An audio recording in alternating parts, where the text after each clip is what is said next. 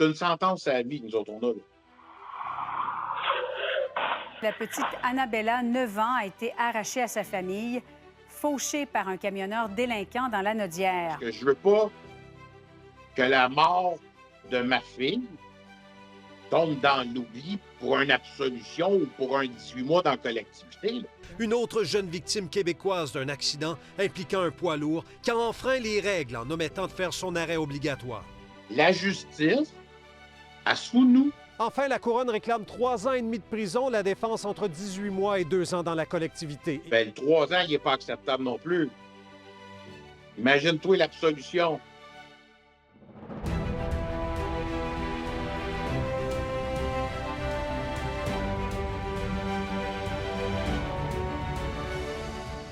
Je suis François-David Bernier, bienvenue à La Firme. Cette semaine, un cas qui est tragique.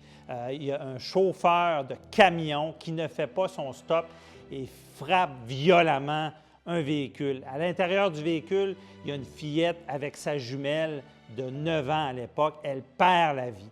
Il y a eu procès, il y a eu condamnation. Maintenant, on reçoit le père de cette fillette qui dénonce des éléments sur l'indemnité, qui dénonce les peines qu'on donne dans ce domaine-là et tout ce qui est des règles pour les camionneurs. On en parle avec notre équipe. On commence par Maître Jean-Paul Boily. Bonjour. Bonjour. Bienvenue. Maître Camille Côté. Bonjour, Maître. Bonjour, bienvenue. Un sujet qui est assez... les camions, hein? On en parle. Les camions sur les autoroutes, je pense que ça peut donner la frousse à beaucoup de personnes. Moi, en tout cas, témoignage de ma part, quand je fais le voyage Québec-Montréal, parce que j'habite sur la 20, si on peut dire, je crains les gros camions. En fait, on craint plus les camionneurs que les camions, parce qu'évidemment, les camions, ils ont des règles à suivre. On a vu, là, il y a des camionneurs, des fois, qui n'ont pas nécessairement suivi toutes les dispositions qui sont prévues par les lois. En Ontario, on voit qu'il y a des camionneurs illégaux. Il y en a un petit peu au Québec aussi. Le problème, c'est que souvent, ces gens-là se pensent maîtres de la situation. Et des fois, ils excèdent la vitesse qu'ils devraient, pas nécessairement la vitesse permise, mais la vitesse qu'ils devraient avoir. Souvent, dans les routes secondaires, on voit souvent des camions passer à vive allure. Ils se pensent invincibles. Et il est là le problème. Bien, c'est ça, la routine. Le fait de ne pas ralentir. Bien, tout à fait. Le fait d'être juste dans un plus gros habitat que tout le monde autour, tu es déjà plus haut, tu es plus à l'aise, tu es plus. C'est sûr que c'est plus rapide. Puis effectivement, moi, je viens de régions un peu plus éloignées, puis effectivement, qu'on en voit là, des camions. Okay. On a tous vu aussi Destination Ultime, là, avec le film, ça, avec les bio qui sont bois qui partent. Oui, oui. Non, c'est ça. Mais oui. Les camions font peur. Et dans ce cas-là, je vous le dis, c'est tragique. On écoute le témoignage du père là, qui a perdu sa fille à l'instant. En 2022, il y avait un camion poids lourd, Danny Lessard, qui est propriétaire d'une flotte de camions, qui était sur la route. Puis, c'est un secteur qu'il connaissait beaucoup parce que pendant le procès, il a divulgué que c'est un secteur qui allait déjà livrer. Cette journée-là, ça faisait à une intersection 2 fois qu'il passait qu'il avait fait son stop. Puis la 3e fois, il n'a pas fait son stop, il a percuté un conducteur bénévole qui était avec mes 2 jumelles. Le véhicule il a été catapulté. On voit le vidéo, c'est très violent. Et suite à ça, là, vous perdez votre fille. Là. Oui. Puis j'ai un autre jumelle qui a survécu, qui a été transporté à Sainte-Justine pendant 10 jours, qui avait un traumatisme crânien avec le foie et la rate perforée, là, qui a combattu pour vivre. Mm-hmm. Puis, miraculeusement, elle est vivante. Là. On aurait aimé que les 2 puissent être debout, là, mais la vie elle s'est arrêtée à ce moment-là pour elle. On a fauché une vie. Ici, qu'est-ce qui s'est passé? Là? Il y a eu un procès. Le chauffeur a été condamné pour conduite dangereuse. Comment ça s'est passé, ce procès? Ça a été long. Il y a eu des expertises de la Sûreté du Québec. Lui, il a fait des contre-expertises qui a joué en sa défaveur. La boîte noire stipule qu'il était à 86 km/h dans une zone de 70. Il n'a pas fait son stop. On a une vidéo, il y a des expertises avec le déplacement du véhicule. Ils ont fait des calculs, plus la boîte noire. Ils ont étudié la boîte noire selon sa manière de conduire, autant avant l'impact que dans les journées d'avant. C'est un conducteur qui fait souvent de l'excès de vitesse. Donc, lui, il roulait plus vite. Là. Ça a été prouvé qu'il roulait vite. Et y a-t-il des éléments en lien avec pourquoi il n'a pas fait son stop? C'était quoi sa distraction? Il n'y a pas d'excuses ou il n'y a pas eu de malaise, il n'y a pas eu. Il n'était pas en état d'ébriété, il n'était pas intoxiqué. Il n'a pas fait son stop, point. Il y a eu, mettons, on peut dire un oubli, mais il ne peut pas dire qu'il ne savait pas parce que deux trajets sur la même intersection dans sa journée, il a fait son stop. Vous entendez le témoignage du père. Premièrement, toutes nos sympathies à la famille. C'est tragique, je vais dire souvent ce mot-là aujourd'hui. Et là, on apprend, vous avez vu ce vidéo. Absolument, oui. Où est-ce que le camion ne ralentit pas. C'est un camion lourd, l'auto est vraiment détruite. Et là, on se pose des questions. Déjà, le chauffeur qui est condamné à une conduite dangereuse. Conduite dangereuse, c'est utiliser un véhicule là, qui est hors norme, là, qui est vraiment de façon téméraire, disons-le. De façon téméraire. Tout à fait. Pour une personne raisonnable, quelqu'un ne ferait pas ça. Le père l'a dit, c'est qu'il a passé là à quelques reprises et finalement, par habitude, ne fait pas son stop. Mais posons-nous la question, est-ce qu'il y a un problème avec nos camionneurs au Québec? Écoutez, en général, les camionneurs, ce sont des gens qui sont consciencieux, c'est des gens qui conduisent bien leur véhicule. Le problème, comme dans toutes les sphères de la société, il y en a toujours qui ne respectent pas les règles. Et les règles, ce n'est pas juste les règles écrites du code de la route. Il y a le gros bon sens. Tu conduis un véhicule lourd avec beaucoup d'essieux, avec beaucoup de tonnage, des fois, parce qu'il transporte des cargaisons. Il ne faut pas oublier ça non plus. Alors, ça devient presque un obus. Hein? Ça devient un missile sur route. Puis, malheureusement, ils n'ont peut-être pas toujours cette conscience-là d'avoir justement une arme dans les mains. Puis, des fois, ils prennent des risques qu'ils ne devraient pas prendre avec les conséquences que ça a eu de façon tragique, comme vous avez dit, et malheureuse pour ces gens-là. Mm-hmm. Parce que ce qui fâche monsieur aussi, c'est que le camionneur semble vouloir se justifier. Ben oui. Il y a eu procès, oui. Il y a eu tout un processus. Là. Il n'y avait certainement pas l'intention de causer ça. Le problème, c'est le résultat. Hein? Un bandit, t'as bien beau dire « Excusez-moi, je ne voulais pas que c'est... » Mais c'est parce que lorsque le geste est posé et que le résultat est là, tu as beau t'excuser, mais les conséquences sont là et elles sont tout à fait c'est pas des regrettables. C'est pas des crimes où est-ce qu'on se lève un matin et on dit on va le faire. Mais non. Que ce soit la négligence criminelle, que ce soit justement la conduite dangereuse. Dans ce cas-ci... Non, puis monsieur veut pas, il avait quand même fait son stop aussi 2 fois avant. Je veux dire, il était conscient qu'il y en avait un stop. Là. Puis je veux dire, la vue, on a vu des images, la vue n'était pas obstruée de quelque manière que ce soit. C'est une belle journée, il n'y a personne d'autre sur la route, il voit la voiture arriver. Là. On la voit son face-à-face, il y a un stop, il sait qu'il y a un stop. Donc, effectivement, qu'il ne s'est pas levé avec l'intention, mais sachant les conditions de la route, sachant dans le véhicule dans lequel il est, on voit clairement que même s'il dit qu'il a essayé de breaker, l'impact est beaucoup trop percutant. C'est là que le crime peut être commis avec une forme de négligence. Oui, pas nécessairement une intention, mais une négligence. Et souvent, on va appeler ça de la négligence crasse.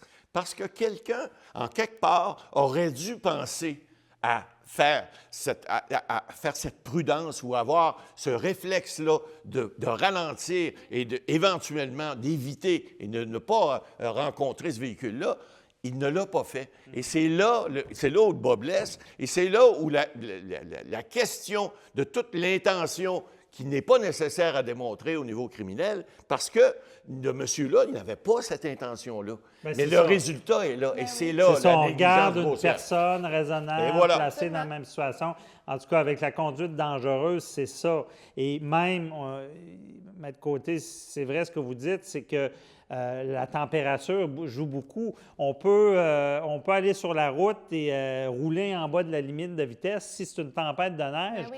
on peut commettre l'infraction de conduite dangereuse. Absolument. Et quand il fait beau, qu'on roule un peu plus vite, déjà là, c'est moins pire. Mais dans ce dossier-là, on ne semble pas avoir la connaissance s'il y a eu une distraction. Si quelqu'un, exemple, parce qu'on a vu d'autres chauffeurs qui étaient sur Internet, Ouais. ou Au téléphone. au téléphone, ou qui ont des micro-ondes dans Oui. le camion, Exact. ils peuvent être... Distrait par Dans ce toutes sortes cas-là, de c'est choses. plus la vitesse. Absolument. là. Oui, 100 c'est de la vitesse. Effectivement, monsieur, il n'y a pas eu de défense. En fait, ça ne sera même pas une défense, là, mais de distraction quelconque, de dire j'étais sur mon siège, j'ai voulu changer le chauffage. Ce qui serait une conduite Ah, ce qui serait dangereuse tout à fait aussi, une conduite ou une dangereuse, négligence absolument. criminelle. là. Oui, tout à fait. Mais ça nous rappelle les règles. Si on roule au-delà de la limite et on tue quelqu'un, c'est ça l'infraction. Ouais. là. Il faut que ça soit, on dit, de grande dangerosité. Dangerosité. Mais quand on a entre les mains un poids lourd, est-ce qu'il y a une responsabilité quand on a ce poids lourd-là entre les mains? Tout à fait, parce que c'est comme on disait tout à l'heure, ce n'est plus juste un véhicule, ça devient une arme, entre guillemets, ça devient un objet de dangerosité s'il n'est pas utilisé à bon escient. Il est là le problème. Et souvent, malheureusement, sans être mal intentionné, il y a certains camionneurs, puis là, je veux bien qu'on se comprenne, la majorité, je dirais pas la totalité, mais la majorité de ces gens-là se comportent correctement, en bon père de famille, comme on dit, et puis respectent le gros bon sens. Pas juste les limites, parce que vous l'avez dit, en hiver, même si on va à 70 d'une zone de 90, mais qui fait tempête, bien peut-être que c'est trop rapide pour ces poids lourds-là. Ce sont des véhicules, je ne dirais pas que c'est, on peut comparer ça à des véhicules armés ou des véhicules des tanks, mais c'est quand même des véhicules lourds qui peuvent avoir des conséquences importantes lorsqu'ils ne respectent pas le gros bon sens et non seulement le code de la route. Non, puis ça reste dangereux aussi. Tu sais, moi, j'ai une petite voiture, là. Moi, breaker sec, là, Vulnérabilité. je veux dire, ça se fait rapidement, là.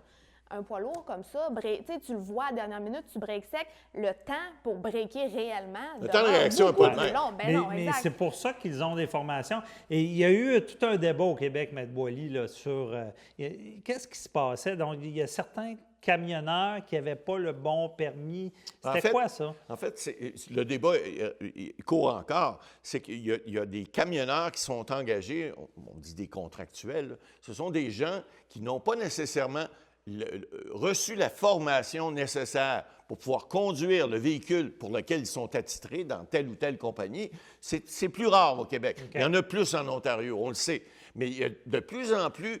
La pénurie de main-d'œuvre a fait en sorte, puis le transport est devenu de plus en plus important. Vous savez, maintenant, avec Internet, vous commandez, vous recevez par camion vos biens, vos objets le lendemain ou le surlendemain. Bien, il y a des gens qui transportent ces produits-là. Alors, de plus en plus, vous en avez sur les routes. C'est pas le transport par bateau. Mais moi, en Europe, il y a une règle. Les camions n'ont pas le droit de dépasser. Exact. Ils doivent suivre. Moi, sur l'autoroute, je vois des camions qui sont supposés rouler à quoi? 110, c'est quoi? Maximum, c'est supposés. ça. Hey, tout le monde a vécu ça en pleine tempête, on est là, puis on se fait dépasser. Ouais. Mais je vous pose la question, est-ce qu'on est assez sévère au Québec pour ce genre de... Je vais vous dire, puis ça, c'est pas scientifique, là, mais quand il y a des décès sur l'autoroute, là, 20, là, ça implique souvent un camion. Le Est-ce pourcentage Est-ce est qu'on élevé. est assez sévère au Québec avec ça? Bien, écoutez, on peut se poser la question. Il est évident qu'au moment où on se parle, il y a des gens qui font, on a vu les enquêtes là, qui se font là, sur les gens, les garages, en fait, qui viennent trafiquer. On parle au niveau des régulateurs. Là, oui, ouais. exactement, puis au niveau de l'environnement, etc. Mais cela étant, ça n'aide pas l'image du camionnage comme tel. Et puis, malheureusement, ben, il y a dans les statistiques qui sont là, puis je pense que le monsieur tout à l'heure en a parlé, il y a des statistiques qui démontrent qu'il y a un nombre important de camions qui sont impliqués dans des accidents. C'est normal aussi, parce qu'il y a un nombre important de camions qui roulent. Alors, le pourcentage est là. Mais il reste que, est-ce que ça devrait être aussi élevé? La réponse est certainement non. Est-ce que les politiciens devraient s'en mêler et resserrer les règles? La réponse est oui, parce qu'on a ces conséquences-là. Oui, bien, monsieur est là pour dénoncer, ça, d'être plus sévère, et on continue à l'écouter parce que, concernant les indemnités qui sont données, les peines, monsieur en a beaucoup à dire à ce sujet. On est au Québec, malheureusement. Ouais, on l'écoute à l'instant. Regardez, après le procès aujourd'hui, je passais au conseil de conciliation, de médiation avec le TAC. Je me suis objecté. On a eu un règlement de 64 000, 32 000 par an. OK. Lorsque tu reçois ton indemnité, là, la première feuille, il t'explique pourquoi tu as ce montant-là. Perte de jouissance, perte de qualité de vie. La deuxième feuille, il t'explique les barèmes. Si mon enfant il aurait eu 12 ans au lieu de 9 ans, j'avais 10 000 de plus. Sont-tu épais à ce point-là? Si un enfant décède à 4 ans, il y a 25 000. Mais à 9 ans, tu as 62. Tu as une peine d'un enfant. Qu'un enfant, il ait 4 ans, 6 ans, 9 ans, c'est la même perte. Pourquoi ce n'est pas les mêmes montants? Le gouvernement, je ne sais pas, qui est-ce qui a sorti ces lois-là? Là? Bien, c'est ça, parce que là, il y a un no-fault qu'on appelle, vous ne pouvez pas poursuivre, mais pour vous, ces montants-là, c'est pas suffisant. Là. Ce que je veux dire, c'est que lorsque j'ai expliqué à la Cour, tu as un décès d'un enfant, moi, à l'époque, j'avais 46 ans. Je n'avais pas fait mon testament là, pour moi-même. Je n'avais pas acheté mon terrain pour moi-même. Tu sais, des fois, il y en a qui le font tard, il y en a qui le font pas pantoute, il y en a qui le font. Ben, moi, il a fallu que je fasse ça pour ma fille de 9 ans. Ça a coûté 27 000. C'est pas l'argent, c'est que c'est un non-sens. Fait que les parents qui vivent ça, on n'est jamais prêts. On n'a pas le terrain déjà préparé, on n'a pas le monument. C'est pas normal d'acheter un petit cercueil en bois, en laiton, telle couleur. Acheter des petits souliers, une robe ou un veston pour un petit garçon, là. Ben, moi, je l'ai fait, puis je l'ai fait tout seul parce que la mère n'était pas capable de le faire. Puis, c'est terrible, vous partagez ça, puis c'est très... ça doit être tellement difficile. Mais, et sa sœur n'a pas d'indemnité, c'est ça que j'ai compris aussi. La fratrie, là, est-ce qu'il y a des montants qui sont donnés? Non, aujourd'hui, quand que je rencontrais la médiation avec le TAC qui est les assurances automobiles, le SAC, la réglementation juridique, mais ne reconnaissent pas la fratrie. Moi, j'aimerais,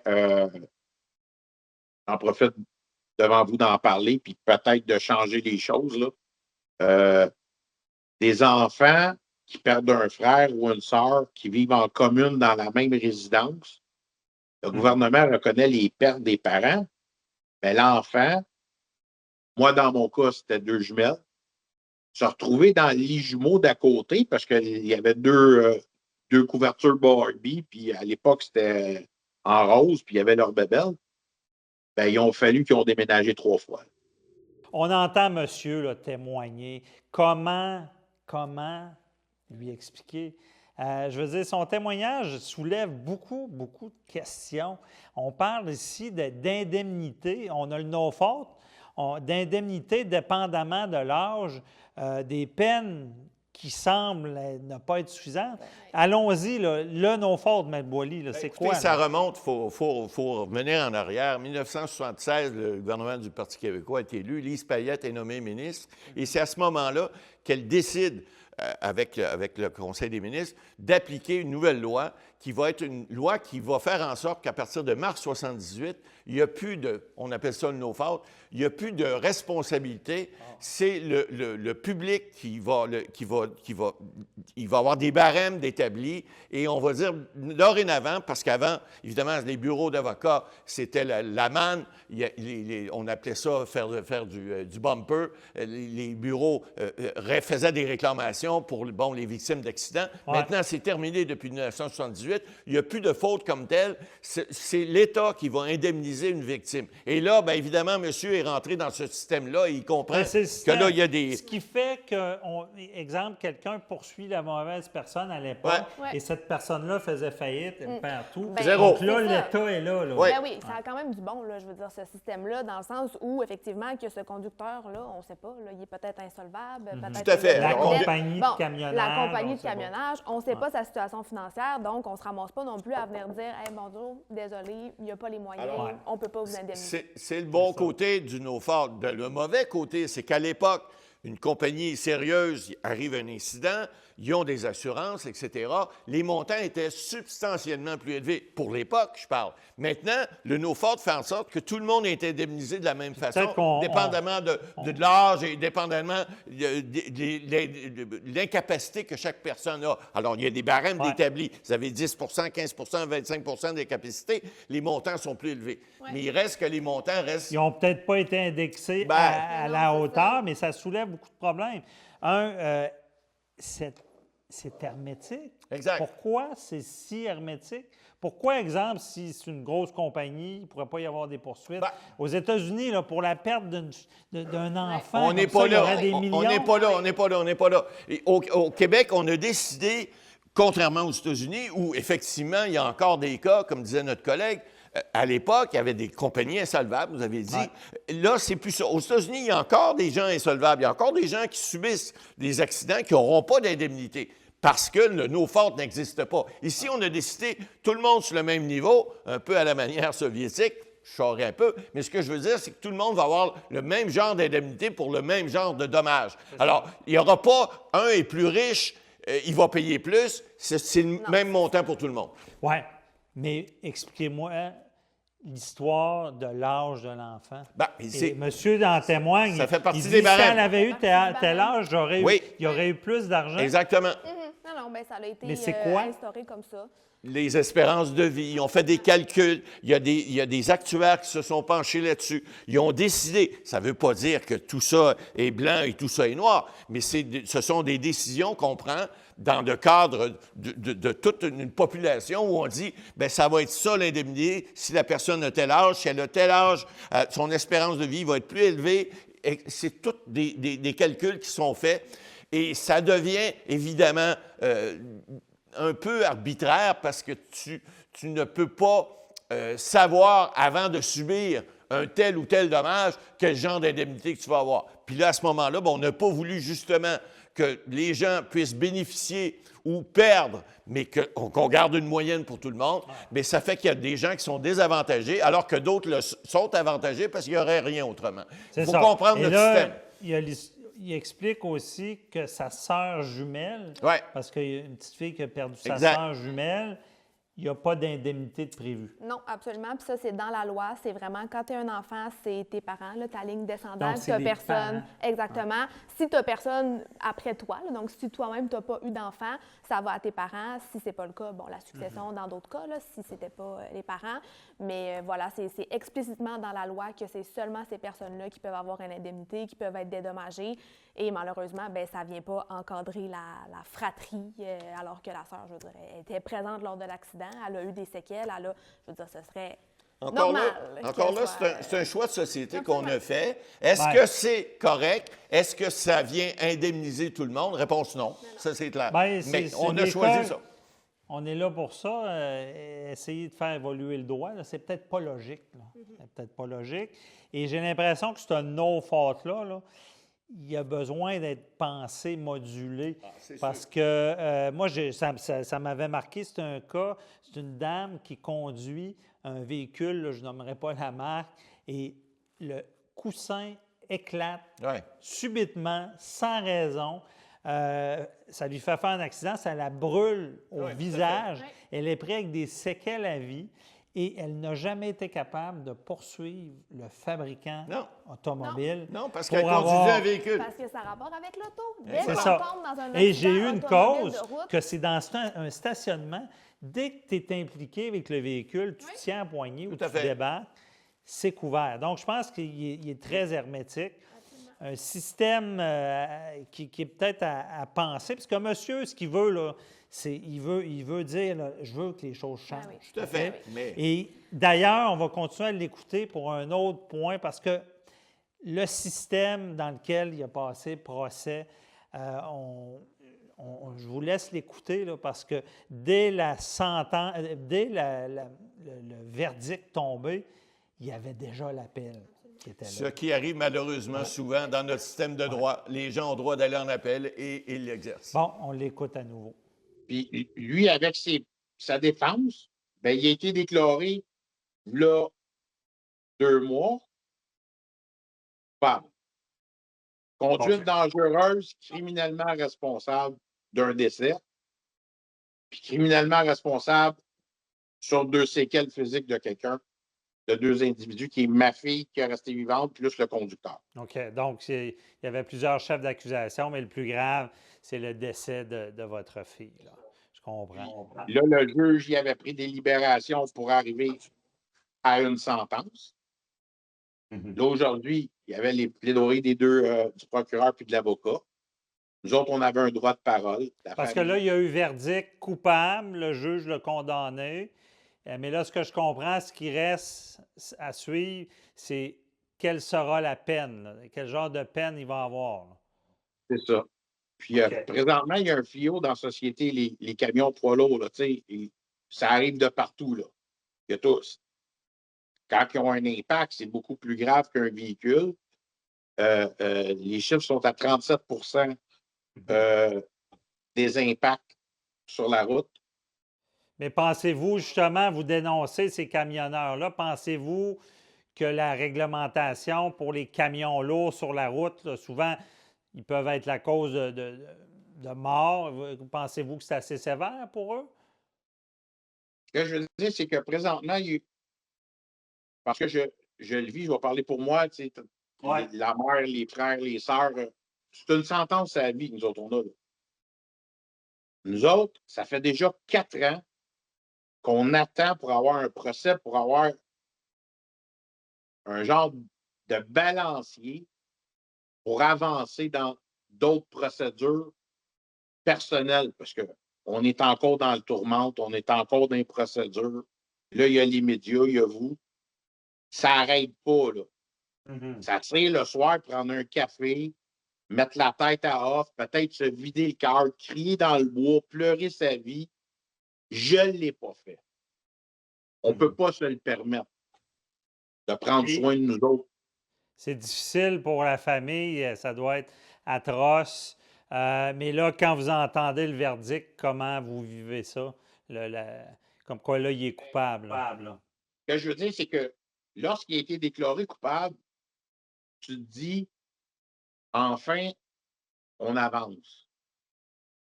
Mais lorsque les procureurs te téléphonent et qu'ils veulent te rencontrer parce qu'il va en appel, peu importe la sentence, parce que lui, il demande l'absolution. OK. Donc, déjà, à la sentence, c'était dit là, qu'il allait en appel, là. Oui, les procureurs nous ont rencontrés la semaine passée, nous ont expliqué les prochaines démarches. Lorsque tu vas en appel, ben, c'est remis dans 3 autres juges. Il va y avoir un genre de médiation pour expliquer s'il y a eu des lacunes ou quoi que ce soit, des failles, pour qu'ils puissent s'en sauver. Mais c'est remis dans 3 ans. Donc là, ça vous choque de savoir là, que tout ça va continuer, là. Ben, on n'avance pas, on recule. Puis quand que le conducteur demande une absolution, puis son avocat, elle demande 18 mois dans la collectivité, c'est irrationnel. Mais vous, ce que vous dénoncez, c'est que ce ne serait pas assez sévère, les peines, pour justement des camionneurs comme ça qui fauchent une vie, là. C'est ce que vous dites, là. C'est ça, parce que c'est des réponses de politiciens qu'on entend. C'est fâchant. Ils disent, oui, on vous comprend, oui, on veut changer des choses, oui, il y a une problématique. Mais ceux qui nous parlent, il y avait 2 procureurs dans le dossier, ils ne veulent pas monter la marche, le premier procureur, pour dire on va demander 8 ans, même si le juge nous dit qu'on est zélé, on veut que ça parle de nous. Mais vous, là, s'il y avait au final une absolution, c'est inacceptable pour vous, c'est ce que je comprends. Bien, le 3 ans, il n'est pas acceptable non plus. Imagine-toi l'absolution. Là, on entend monsieur. C'est sûr qu'on l'entend souvent sur le système criminel, pénal, de faire face à ça, des expertises pour prouver une vidéo qui est assez évident.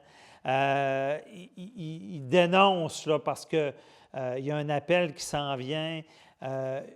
Que le chauffeur demanderait une absolution conditionnelle Ça ne veut pas dire qu'il va pour l'obtenir. ce genre, c'est ça, pour ce genre de crime-là. Il dénonce le système, il veut même que ça se rende aux politiques, parce que, encore une fois, on a 3 volets. Sommes-nous assez sévères que les camionneurs?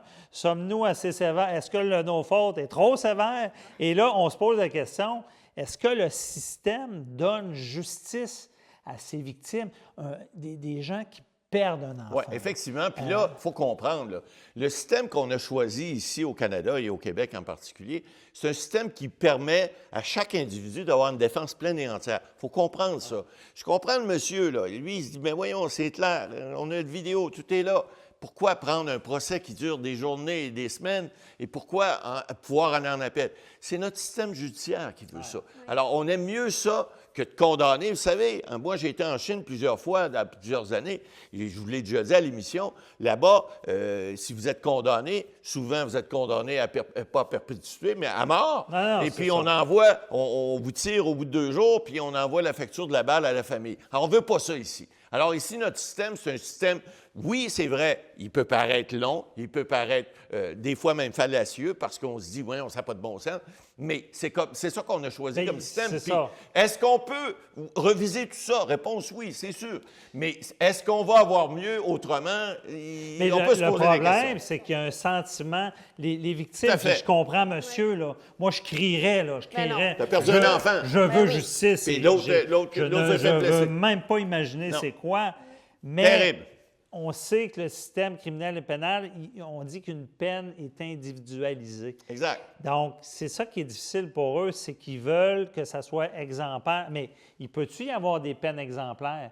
Justement parce qu'on a vu dans les dernières années beaucoup d'accidents avec des poids lourds. Là. Tu sais, il y a d'autres vidéos que vous avez vues, là, c'est sur la 20, là, le camion ralentit jamais, il tue du monde. Est-ce qu'on pourrait en arriver dans ce dossier-là à donner une peine qui serait exemplaire? Oui, bien, ça pourrait être une des options qui serait envisagée. Parce que oui, effectivement, la peine est individualisée.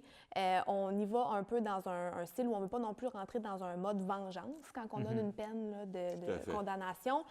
Par contre, c'est sûr qu'après plusieurs événements, incluant des camionneurs, incluant des poids lourds, est-ce que ça serait bon aussi pour la justice de mettre une peine qui viendrait effectivement donner exemple puis qui viendrait dire, bien, on veut dissuader encore plus les gens là, de faire exactement. Voilà. Ce serait le but là, de cette peine exemplaire-là possible. Rappelons-nous, là, on a fait la même chose pour les conducteurs en état d'ébriété. Au début, il y a plusieurs années, les peines étaient bonbons, comme vous dites. Là, là il y a eu les maires contre la drogue, voilà, etc., etc. Ouais. Et les tribunaux, je dirais, se sont conscientisés beaucoup plus et des peines, comme vous dites, dissuasives, exemplaires, se sont mis à s'installer graduellement. Et il y en a eu, il y en a encore, mais on comprend qu'aujourd'hui, les gens qui conduisent en état d'ébriété le savent qu'ils peuvent avoir des peines exemplaires. Est-ce que les camionneurs pensent à ça? Est-ce qu'ils le savent autant? Pas certain. En tout cas, quand on est sur la 20, on ne pense pas qu'ils savent parce que ça va Pas vite. pas tous. Mais pas tous, non, je ne veux pas généraliser. Là. Il y a des très bons camionneurs. Mais moi, c'est un bon point. Il faut que l'exemple soit donné. Monsieur en est la preuve. Là, son enfant est parti. C'est un cas, il y a un procès. Mais je pense que nous, on est là pour justement penser à ça. Et j'ai l'impression que dans ce domaine-là, comme avec l'alcool, vous le dites bien, s'il n'y a pas des peines sévères, parce que ce mode-là de criminalité, là, comme on disait en début d'émission, la négligence criminelle causant la mort ou une conduite dangereuse, on ne se lève pas le matin en disant qu'on va faire ça. Ça arrive parce qu'on a un comportement dévié au moment que ça arrive. Mais c'est vrai que l'exemple fait réfléchir, de dire, quand je conduis, il y a des enfants, il y a ci, il y a ça, je vais penser plus, donc il y aura peut-être moins de ce genre de crime. Oui, puis c'est vrai que, bon, les sentences sont basées sur la jurisprudence, sur ce qui s'est fait avant, mais risque qu'un jugement là, arrive de peine exemplaire pour qu'après ça puisse modifier, puis qu'après ça, on ait ce dernier jugement-là en tête qui fait dire, ah, OK, attends un peu, là, lui, c'est arrivé, voici ce qu'il y a eu comme condamnation, voyez ce que je vais faire plus attention, là, je l'ai en tête. Mais il ne faut pas oublier aussi, plus on en parle, plus les mentalités, c'est toujours long à changer. Hein? Souvenez-vous, je reviens avec l'alcool au volant, les gens, on a connu ça, la petite bière entre les jambes, etc., à mon époque. Bon, c'est fini, c'est révolu tout ça. Mais les mentalités, c'est long à changer. Alors, les camionneurs, c'est la même chose. Est-ce qu'ils sont conscients? On parlait de formation tout à l'heure. Les camionneurs qui sont bien formés peuvent être pas mal plus conscients que ceux qu'on leur donne un volant puis tiens, ça, c'est le frein, ça, c'est le... Mais comment ça, on a laissé ça aller? Moi, ce que j'ai vu, là, ça prend toujours des choses. J'avais déjà peur des camions en voiture, là, mais quand j'apprends qu'il y en a qui n'ont pas la vraie formation, sont sur nos routes, qu'est-ce qu'on attend pour... Puis l'histoire des surveillants des patrouilleurs qui ne patrouillaient plus parce qu'ils ne pouvaient pas avoir d'armes. Là, c'est réglé, mais ça prend des vérifications. Puis c'est ça, je pense que des cas comme ça nous font dire que... comme l'alcool, moi, je trouve que c'est un bon exemple. Comme l'alcool, je pense qu'il faut être plus sévère. C'est des choix de société. Puis là, on se rend compte, malheureusement, ça prend toujours des événements comme monsieur a subi, puis avec la perte d'une de ses filles et l'autre qui a été lourdement impactée. Ça prend malheureusement des cas qui arrivent comme ça pour faire réagir, pas juste les gouvernements, parce que les gouvernements, c'est long. Là. Vous savez, le législatif, c'est long, adopter des lois, etc. Mais pour que les gens changent les mentalités, il faut en parler. Il faut que les gens dénoncent. Effectivement. Merci à vous deux.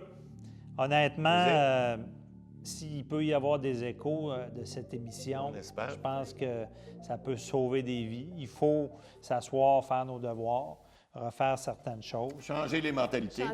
Et on remercie monsieur d'avoir témoigné. Donc, à suivre. À la maison, vous vivez une injustice, vous voulez nous parler, il y a notre boîte vocale là, qu'on voit au bas de l'écran. Ou vous pouvez nous écrire au courriel que vous voyez aussi au bas de l'écran. On veut vous entendre. On pourrait prendre votre cas et le traiter. On se retrouve la semaine prochaine.